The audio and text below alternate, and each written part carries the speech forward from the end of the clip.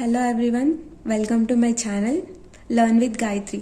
ఈరోజు కాసంలో యూనిట్ 5 అయిన stochastic process and Markov chain చూద్దాము. First of all stochastic process అంటే ఏంటంటే ఏదైనా ఒక ప్రాసెస్లో వాల్యూస్ అనేవి టైంతో పాటు చేంజ్ అయితే దానిని స్టొకాస్టిక్ ప్రాసెస్ అని అంటారు. It is a process in which the values change over time in a random way is called stochastic process. Example, weather changes and every day unpredictably అంటే morning, afternoon, night different weather ఉంటుంది మనకి. అంటే time change అవుతున్న కొద్దికి weather కూడా change అవుతుంది. So టైంతో పాటు ఏదైనా ఒక థింగ్ స్టేట్ చేంజ్ అవుతుంది అంటే దానిని స్టొకాస్టిక్ ప్రాసెస్ అని అంటారు. నెక్స్ట్ స్టేట్ స్పేస్ అంటే ఏంటంటే ఇప్పుడు మనకి వెదర్ చేంజ్ అవ్వడానికి ఏమేమి పాసిబిలిటీస్ ఉంటాయి. అండ్ అది సమ్మర్లో అయితే అది హాట్ అవ్వచ్చు, వెదర్ కూల్ అవ్వచ్చు, ఈవినింగ్ అవ్వచ్చు. సో ఇలాంటి పాసిబిలిటీస్ అన్నిటినీ మనం ఒక సెట్లో రాస్తే దానిని స్టేట్ స్పేస్ అని అంటారు. A state space is a set of all possible values or conditions that a stochastic process can take. ఒక ప్రాసెస్లో ఏమేమైతే పాసిబిలిటీస్ ఉంటాయో దాన్ని ఒక సెట్ లాగా రాస్తే స్టేట్ స్పేస్ అది. నెక్స్ట్ స్టొకాస్టిక్ ప్రాసెస్ అనేది దాంట్లో కూడా కొన్ని టైప్స్ అనేటివి ఉంటాయి.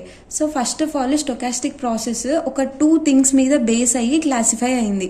ఆ 2 థింగ్స్ ఏంటంటే టైమ్, స్టేట్. ఈ టైమ్ స్టేట్ మీద బేస్ అయ్యి అది 4 టైప్స్ లాగా డివైడ్ అయ్యింది. 4 టైప్స్ ఏంటంటే discrete random sequence, discrete random process, continuous random sequence, continuous random process. So first of all ఇక్కడ మనకి ఫస్ట్ డిస్క్రీట్ అని వస్తే ఎక్స్ వాల్యూ అనేది డిస్క్రీట్ అవుతుంది. ఇక్కడ ఫస్ట్ కంటిన్యూస్ అని వస్తే ఎక్స్ వాల్యూ అనేది కంటిన్యూస్ వస్తుంది. అలా గుర్తుపెట్టుకుంటే ఈజీగా ఉంటుంది trick. So discrete random sequence అంటే X and T are discrete అంటే 2 చేంజ్ అవుతూ ఉంటాయి. డిస్క్రీట్ అంటే ఏంటంటే ఫిక్స్డ్ వాల్యూస్ ఉంటాయి. సపోజ్ ఇప్పుడు ఒక పర్సన్ దగ్గర 2 చాక్లెట్స్ ఉన్నాయని చెప్పి మనం చెప్తాము. ఆ 2 చాక్లెట్స్ అనేది ఫిక్స్డ్ వాల్యూ. ఇప్పుడు మనము 2.5 అని చెప్తాము. ఇదేంటిది డెసిమల్ వాల్యూ. డెసిమల్ వాల్యూ అనేది కంటిన్యూస్ వాల్యూస్లోకి వస్తుంది. సో డిస్క్రీట్ ర్యాండమ్ సీక్వెన్స్ అంటే X and T both are discrete.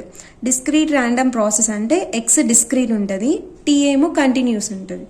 Continuous random sequence first continuous ఉంది కాబట్టి ఎక్స్ వాల్యూ కంటిన్యూస్ ఉంటుంది, టీ ఏమో డిస్క్రీట్ ఉంటుంది. Continuous random process X, T 2 కంటిన్యూసే ఉంటాయి. Next transition probability. Transition probability అంటే ఏంటంటే ఇప్పుడు ఒక థింగ్ ఉంది, ఏ అనే ఒక థింగ్ ఉంది, అది బి దగ్గరికి వెళ్తుంది. ఇప్పుడు ఏ అనేది ఒక స్టేట్ నుంచి ఇంకో స్టేట్కి వెళ్తుంది, దానినే ఒక ప్రాబబిలిటీతోనే వెళ్తుంది, దానినే ట్రాన్సిషన్ ప్రాబబిలిటీ అని అంటాము. The probability of moving from one state to another state in Markov chain is called transition probability. Notation, దీన్ని మనము ఎలా రిప్రజెంట్ చేస్తామంటే పిఐజేతోని రిప్రజెంట్ చేస్తాము. ఇందులో ఐ అనేదేమో ప్రెజెంట్ స్టేట్, జే అనేదేమో నెక్స్ట్ స్టేట్ని రిప్రజెంట్ చేస్తుంది. సో ట్రాన్సిషన్ ప్రాబబిలిటీ మ్యాట్రిక్స్ అన్ని కూడా మనకు ఒక టాపిక్ ఉంటుంది. ట్రాన్సిషన్ ప్రాబబిలిటీ మ్యాట్రిక్స్ అంటే ఏంటంటే ఇప్పుడు ఇక్కడ మనకు వచ్చే ప్రాబబిలిటీస్ అన్నిటినీ ఒక మ్యాట్రిక్స్ ఫామ్లో రాస్తే దానిని ట్రాన్సిషన్ ప్రాబబిలిటీ మ్యాట్రిక్స్ అని అంటారు. All probabilities are written in a matrix form called transition matrix. దీనినే మనము స్టొకాస్టిక్ మ్యాట్రిక్స్ అని కూడా అంటాము.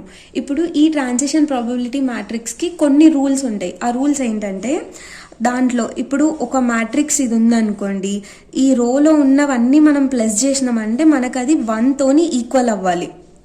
ఇంకా అన్ని ఎంట్రీస్ ఈ మధ్యలో ఉండే ఎంట్రీస్ అన్నీ 1 నుండి 0 మధ్యలోనే ఉండాలి.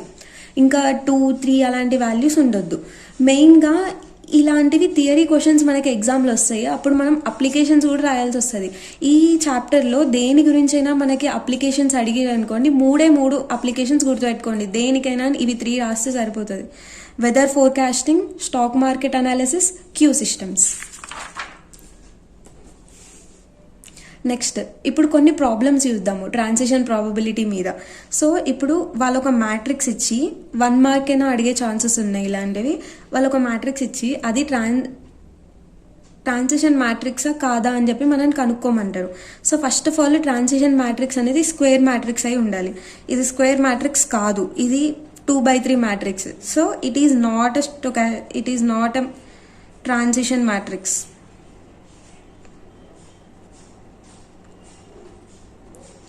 నెక్స్ట్ 1001 ఇది 2x2 మ్యాట్రిక్స్, ఇది స్క్వేర్ మ్యాట్రిక్స్ ఉంది. నెక్స్ట్ ఈ రోస్లో ఉన్న ఎలిమెంట్స్ అన్నీ మనం ప్లస్ చేసినాం అనుకోండి 1తోని ఈక్వల్ అవుతుంది. So it is a stochastic matrix. Next 0 1 1/3 1/4 ఇది కూడా ఒక 2x2 మ్యాట్రిక్స్. సో ఇది కూడా ఒక స్క్వేర్ మ్యాట్రిక్సే. నెక్స్ట్ వీటి రోస్లో ప్లస్ చేస్తే 0 + 1 = 1, 1/3 + 1/4 ఈక్వల్ చేస్తే అది 1 నాట్ ఈక్వల్ టు 1. సో ఇది ట్రాన్సిషన్ మ్యాట్రిక్స్ కాదు. నెక్స్ట్ ఒకవేళ ఇది కనుక ట్రాన్సిషన్ మ్యాట్రిక్స్ అయితే మనని కొన్ని వాల్యూస్ కనుక్కోమని చెప్పి క్వశ్చన్లో అడిగే ఛాన్స్ ఉంది 5 మార్క్స్కి. సో ఫస్ట్ ఆఫ్ ఆల్ మనకి ఒక ట్రాన్సిషన్ మ్యాట్రిక్స్ అంటే రూల్స్ ఏంటివి, అది స్క్వేర్ మ్యాట్రిక్స్ ఉండాలి. సో ఇది స్క్వేర్ మ్యాట్రిక్స్ ఉంది. రోస్లో ఉండే అన్ని ఎలిమెంట్స్ని, ఒక రోలో ఉన్న అన్ని ఎలిమెంట్స్ని యాడ్ చేస్తే అది మనకి 1తోని ఈక్వల్ అవ్వాలి. So first row 0 + x + 1/3 = 1. అప్పుడు x ఏమవుతుంది, x = 1 - 1/3, x = 2/3 అవుతుంది. నెక్స్ట్ రో 0 + 0 + y = 1. అప్పుడు y ఏమవుతుంది మనకి, y = 1 అవుతుంది.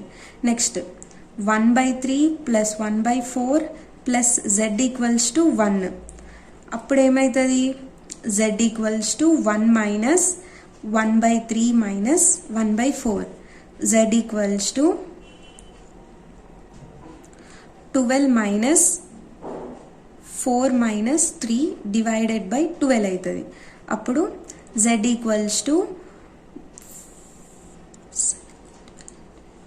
5/12 అవుతుంది అప్పుడు. So therefore x = 2/3, y = 1, z = 5/12. ఇలాంటి ప్రాబ్లమ్స్ 5 మార్క్స్కి అడిగే ఛాన్స్ ఉంది. నెక్స్ట్ రెగ్యులర్ మ్యాట్రిక్స్ అంటే ఏంటంటే అది first of all transition matrix అయి ఉండాలి. దాని తర్వాత ఇంకొన్ని ఎక్స్ట్రా రూల్స్ ఉంటాయి మనకి. స్టొకాస్టిక్ ఇప్పుడు ఒక రెగ్యులర్ మ్యాట్రిక్స్, ఆ stochastic matrix is called regular matrix if దాని యొక్క పవర్, ఇప్పుడు నార్మల్గా మనము ఒక ట్రాన్సిషన్ మ్యాట్రిక్స్ రాస్తే దాంట్లో జీరోస్ ఉండే ఛాన్సెస్ ఉన్నాయి. కాకపోతే రెగ్యులర్ మ్యాట్రిక్స్లో జీరోస్ ఉండొద్దు. ఏదైనా ఒక పవర్ దాన్ని మనము ఒక మ్యాట్రిక్స్ పి అనేది ఇచ్చి దాన్ని మనము పీని ఒక p × p ఇట్లా p పవర్స్ చేసుకుంటూ వెళ్తే మనకి ఏదైనా ఒక ప్లేస్లో జీరోస్ అన్నీ పోయినాయి అనుకోండి, దానిని రెగ్యులర్ మ్యాట్రిక్స్ అని అంటారు. సో దాని యొక్క మ్యాథమెటికల్ ఫార్మేషన్ p⁻n > 0. ఇప్పుడు దీని మీద లాస్ట్ ఇయర్ ఒక క్వశ్చన్ వచ్చింది PYQ, అది చూద్దాము. సో ఒక మ్యాట్రిక్స్ ఇచ్చి ఇది రెగ్యులర్ ట్రాన్సిషన్ మ్యాట్రిక్సా కాదా అని అడుగుతున్నారు. So first of all regular transition matrix అవ్వాలంటే అదొక స్టొకాస్టిక్ మ్యాట్రిక్స్ అవ్వాలి మనకి. ఇది ఏమంటారు, స్క్వేర్ మ్యాట్రిక్స్. ఇంకా అన్ని రోస్లో ఉన్న ఎలిమెంట్స్ యాడ్ చేస్తే మనకు 1 వస్తుంది. So it is a stochastic matrix. Then zeros అన్ని పోవాలి. జీరోస్ పోతే మనం దీన్ని మల్టిప్లై చేసుకుంటూ వెళ్తే జీరోస్ పోయినాయి అనుకోండి, అది రెగ్యులర్ మ్యాట్రిక్స్. జీరోస్ పోలేదు అంటే ఇట్ ఈస్ నాట్ రెగ్యులర్ అని చెప్పి పెట్టేసాం అంతే. సో ఇచ్చిన మ్యాట్రిక్స్ రాసుకొని నేను ఫస్ట్ ఆఫ్ ఆల్ ఒక్కొక్క స్టెప్తో వెళ్తున్నా. So next p² కనుక్కుంటున్నా. p² కనుక్కున్నప్పుడు నాకు జీరోస్ అన్ని క్యాన్సిల్ అయిపోయి అన్నిట్లలో వాల్యూస్ వస్తున్నాయి, positive values. So p² has non zero positive elements. అందుకని చెప్పి ఇది సెకండ్ ఆర్డర్ 2 ఉన్న regular matrix. n-step transition probability. The probability of moving from one state to another state in exactly n steps. ఏదైనా ఒక A అనే state B అనే స్టేట్కి move అయినప్పుడు ఎగ్జాక్ట్లీ కొన్ని స్టెప్స్, అంటే ఒక 2 స్టెప్స్ అయినా 3 స్టెప్స్లోనైనా ఫిక్స్డ్ స్టెప్స్లో మూవ్ అయితే దానిని మనం n-step ట్రాన్సిషన్ ప్రాబబిలిటీ అని అంటాము. దీనికి మ్యాథమెటికల్గా మనం ఎలా రిప్రజెంట్ చేస్తామంటే Pij⁴n.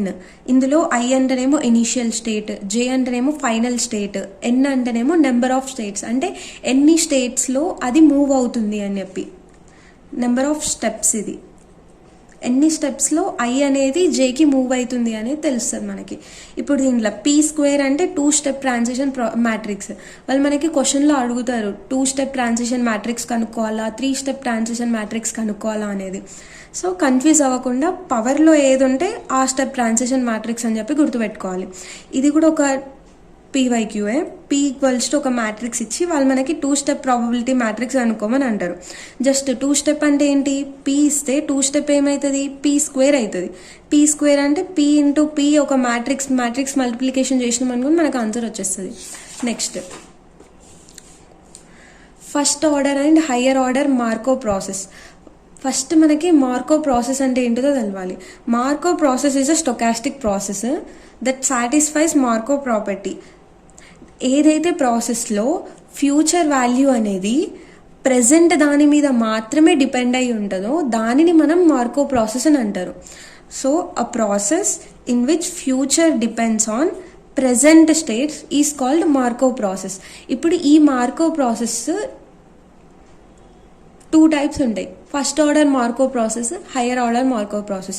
First order Marco process అంటే ఏంటంటే a Marco process in which future state అనేది ఓన్లీ ప్రజెంట్ స్టేట్ మీద మాత్రమే డిపెండ్ అయి ఉంటే దానిని ఫస్ట్ ఆర్డర్ మార్కో ప్రాసెస్ అని అంటారు. ఇప్పుడు దీని నొటేషన్ ఏంటంటే ఇది ఫార్ములా. ఈ ఫార్ములా గుర్తుపెట్టుకోవాలి, ఇది చాలా ఇంపార్టెంట్, 1 మార్క్ కూడా అడిగే ఛాన్స్ ఉంది. సేమ్ క్యారెక్టరిస్టిక్స్ అంటే ఏంటిది, ఇప్పుడు దీంట్లో అనేది future value just present value మీద మాత్రమే డిపెండ్ అయి ఉంటుంది. అంటే పాస్ట్ హిస్టరీ మొత్తం ఇగ్నోర్ అయిపోతుంది. ఇది ఇంకా జస్ట్ సింపుల్, ప్రజెంట్ దాని మీద ఒక్కటే వాల్యూ మీద డిపెండ్ అయి ఉంటుంది కాబట్టి క్యాలిక్యులేషన్స్ ఈజీ. అప్లికేషన్స్ నేను ఇప్పటికనే చెప్పిన, దేనికి వచ్చినా కానీ 3 వాల్యూస్ పక్కా గుర్తుపెట్టుకోవాలి. వెదర్ ఫోర్కాస్టింగ్, కమ్యూనికేషన్, క్యూ అని రాసినా పర్లేదు, ఒకటి ఎక్స్ట్రా స్టాక్ మార్కెట్ అనాలిసిస్ అని రాసినా ఏం కాదు. ఇప్పుడు ఎగ్జాంపుల్ ఏంటంటే, ఒకవేళ రేపటి వెదర్ అనేది జస్ట్ ఇవాల్టి మీద, ఈ రోజు వెదర్ మీద మాత్రమే డిపెండ్ అయి ఉంటే దానిని ఫస్ట్ ఆర్డర్ మార్కో ప్రాసెస్ అని అంటారు. Next higher order Marco process. A Marco process in which future state depends on more than 1 previous state. అంటే దేంట్లోనైతే ఫ్యూచర్ స్టేట్ అనేది మోర్ దెన్ 1 స్టేట్ మీద డిపెండ్ అయి ఉంటుంది. అంటే ప్రజెంట్ స్టేట్ మీద కూడా డిపెండ్ అయి ఉంటుంది, ప్రీవియస్ స్టేట్ మీద కూడా డిపెండ్ అయి ఉంటుంది. దానిని హయ్యర్ ఆర్డర్ మార్కో ప్రాసెస్ అని అంటారు. ఎగ్జాంపుల్ ఏంటంటే, ఒకవేళ రేపటి వెదర్ కనుక ఈరోజు ఇంకా నిన్న వెదర్ మీద డిపెండ్ అయి ఉంటే దానిని హయ్యర్ ఆర్డర్ మార్కో ప్రాసెస్ అని అంటాము. సో దీని యొక్క ఫార్ములా ఇది. అంటే ఇదేమో ఈరోజు 2 days అనుకుంటే ఇది నిన్నటిది, 2 వాటి మీద ఈ రోజు అనేది రేపటిది అనేది డిపెండ్ అయి ఉంటుంది. ఇప్పుడు x⁻n అనేది ప్రెజెంట్ది, x⁻n-1 అంటే పాస్ట్ది, x⁻n+1 అంటేనేమో ఫ్యూచర్ది. సో ప్రెజెంట్ వాల్యూ అనేది ఫ్యూచర్ వాల్యూ అనేది ప్రెజెంట్ వాల్యూ ఇంకా పాస్ట్ వాల్యూ మీద డిపెండ్ అయి ఉంటే దానిని మనం హయ్యర్ ఆర్డర్ మార్కో ప్రాసెస్ అని అంటాము. దీనికి క్యారెక్టరిస్టిక్స్, ఇది మల్టిపుల్ పాస్ట్ స్టేట్స్, అంటే మనకి present past more than 2 values మీద డిపెండ్ అయి ఉంటుంది. అందుకని ఇది కొంచెం కాంప్లెక్స్ ఫస్ట్ ఆర్డర్ మ్యాట్రిక్స్ కంటే. ఇంకా ఇది మనకి చాలా అక్యురేట్ వాల్యూస్ ఇస్తుంది, దీనికి పార్షియల్ మెమరీ ఉంటుంది. నెక్స్ట్ అప్లికేషన్స్ ఏంటంటే artificial intelligence, machine learning, speech recognition, natural language processing. Next topic Marco chain. Markov chain అంటే ఏంటిదంటే, మార్కో ప్రాసెస్లో ఉండే ఎలిమెంట్స్ ఒక చైన్ వాటి మధ్యలో మనం ఉండే వేస్ని వాటి యొక్క స్టేట్ చేంజింగ్ని ఒక చైన్ లాగా డ్రా చేస్తే దాన్నే మార్కో చైన్ అని అంటారు. A chain is a stochastic process in which future state depends on the present state and not on the past state. Same first order Markov ప్రాసెస్కి ఒక గ్రాఫ్ రిప్రజెంటేషన్ చేస్తే దాన్నే Marco chain అని అంటారు. Characteristics, first of all అది ఒక stochastic process అయి ఉండాలి, దాంట్లో డిస్క్రీట్ స్టేట్స్ ఉండాలి. అంటే మనకి తెలవాలి అది 1 స్టేటా 2 స్టేటా 3 స్టేట్స్ ఉన్నాయా అనేది. 2.3 స్టేట్స్ 4.5 స్టేట్స్ అనేది ఉండొద్దు, అందుకని డిస్క్రీట్ స్టేట్స్ ఉండాలని చెప్పారు. ట్రాన్సిషన్ అక్కర్స్ విత్ ప్రాబబిలిటీ, అంటే ఇప్పుడు S నుంచి ఆర్కి ఇంత ప్రాబబిలిటీ నుండి వెళ్తుంది అని చెప్పి మనం ఇందులో రిప్రజెంట్ చేస్తాము. ఇది చాలా ఎక్కువ యూజ్ చేస్తాం మనం వైడ్లీ. నెక్స్ట్ ఇప్పుడు ఈ మార్కో చైన్ అనేది దీంట్లో కూడా కొన్ని క్లాసిఫికేషన్స్ ఉన్నాయి. దీంట్లో స్టేట్ క్లాసిఫికేషన్స్ ఉంటాయి, ఇంకా వేరే క్లాసిఫికేషన్స్ కూడా ఉంటాయి. First of all state classifications అనేది చూద్దాము. దీంట్లో మనకి టోటల్ 7 స్టేట్స్ అనేవి ఉన్నాయి. ఫస్ట్ స్టేట్ ఏంటంటే accessible state. If one state can reach another state, ఒకవేళ ఏ అనే స్టేట్ బి అనే స్టేట్కి రీచ్ అవుతుంది అంటే ఏ నుంచి బికి మనం వెళ్తున్నాము, అప్పుడు బి అనేది ఏ నుంచి యాక్సెసిబుల్ అని అర్థము, దాన్ని యాక్సెసిబుల్ స్టేట్ అని అంటాము. నెక్స్ట్ కమ్యూనికేటింగ్ స్టేట్స్ అంటే ఏంటంటే if each state is accessible from other, అంటే మనము ఏ నుంచి బికి వెళ్ళొచ్చు, బి నుంచి మళ్ళీ ఏకి వెళ్ళొచ్చు, దీనిని కమ్యూనికేషన్ స్టేట్స్ అని అంటారు.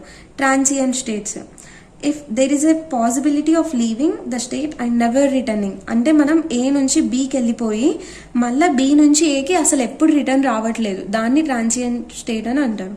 Recurrent state, if the process return to state again and again, అంటే అది ఏ నుంచి బీకి వెళ్తుంది మళ్ళీ బి నుంచి ఏకి వస్తుంది, దాని తర్వాత ఏ నుంచి సికి వెళ్తుంది మళ్ళీ సి నుంచి ఏకి వస్తుంది, ఏ ప్రాసెస్కి వెళ్ళినా అని అగైన్ అగైన్ మళ్ళీ అది ఫస్ట్ స్టేట్కే వస్తుంది, అంటే దాన్ని రికరెంట్ స్టేట్ అని అంటారు. Next absorbing state, once visit cannot left, అంటే ఇది సెల్ఫ్, ఇప్పుడు ఏ అనేది ఏకే విజిట్ అయిపోయింది మళ్ళీ అది ఇంకెక్కడ బయటికి వెళ్ళట్లేదు, దానిని అబ్జార్బింగ్ స్టేట్ అని అంటారు. దానిని మనం పీరియాడిక్ స్టేట్ అంటాము. ఆ పీరియాడిక్ స్టేట్ అంటే ఆపోజిట్ టు పీరియాడిక్, అంటే ఫిక్స్డ్ ఇంటర్వెల్లో కాకుండా ర్యాండమ్ ఇంటర్వెల్స్లో అది వేరే దానికి షిఫ్ట్ అయితే దానిని అపీరియాడిక్ స్టేట్ అని అంటాం. నెక్స్ట్ క్లాసిఫికేషన్ ఆఫ్ చైన్స్లో ఫస్ట్ మెయిన్ దీని మీదనే ప్రాబ్లమ్స్ వచ్చే ఛాన్స్ ఉంది, ఈ టైప్ ఆఫ్ చైన్ మీదనే. Irreducible chain, Markov chain in which every state communicates with every other state, అంటే ఒక స్టేట్లో మనకి ఏ బి సి అనే ఒక 3 స్టేట్స్ ఉంటే ఇది అనేది ఈ 2 స్టేట్స్తో కమ్యూనికేట్ అవ్వాలి, ఇంకో స్టేట్ అనేది ఈ 2 స్టేట్స్తో కమ్యూనికేట్ అవ్వాలి, ఇలా ప్రతి ఒక్క స్టేట్ అనేది వేరే స్టేట్స్తో కమ్యూనికేట్ అయ్యి ఉంటే దానిని మనం ఇర్రెడ్యూసిబుల్ చైన్ అని అంటాము. Next reducible chain, if at least one state cannot reach from another state. ఇది ఎగ్జాంపుల్ తీసుకోండి ఈ గ్రాఫ్. ఇప్పుడు ఏబిసి అనే 3 ఉన్నాయి, నాకు ఏ నుంచి బికి వెళ్తున్నాం, బి నుంచి సికి వెళ్తున్నాం, కానీ సి నుంచి ఏకి వెళ్ళలేకపోతున్నాము, అంటే ఏదైనా ఒక స్టేట్ అనేది ఇంకో స్టేట్కి రీచ్ అవ్వకపోతే దానిని రెడ్యూసిబుల్ చైన్ అని అంటారు. రెగ్యులర్ చైన్, ఇప్పుడు ఒక మ్యాట్రిక్స్ ఉండి దాంట్లో అస్సలు ఒక 0 వాల్యూస్ ఉండి దానిని మనం ఏదైనా ఒక పవర్ చేస్తే ఆ 0 వాల్యూస్ అన్ని పోతే దానిని రెగ్యులర్ చైన్ అని అంటారు. ఎలా అంటే రెగ్యులర్ మ్యాట్రిక్స్ లాగా. అబ్జార్బింగ్ చైన్ అంటే ఏంటంటే ఏ అనే ఒక స్టేట్ అదే స్టేట్ సెల్ఫ్ లూప్ ఫామ్ అయ్యి దాంట్లో అబ్జర్వ్ అయిపోతుంది. ఈ స్టేట్ అనేది ఏదైనా ఒక చైన్లో ఉంటే దానిని అబ్జార్బింగ్ చైన్ అని అంటాం మనము.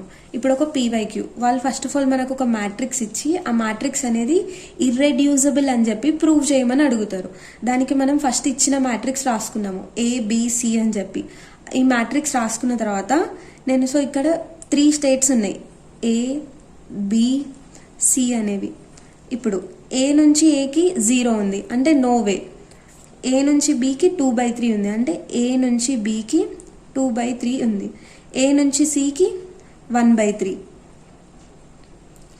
బి నుంచి ఏకి 1/2, బి నుంచి బికి సెల్ఫ్ లేదు, నెక్స్ట్ బి నుంచి సికి 1/2, నెక్స్ట్ సి నుంచి ఏకి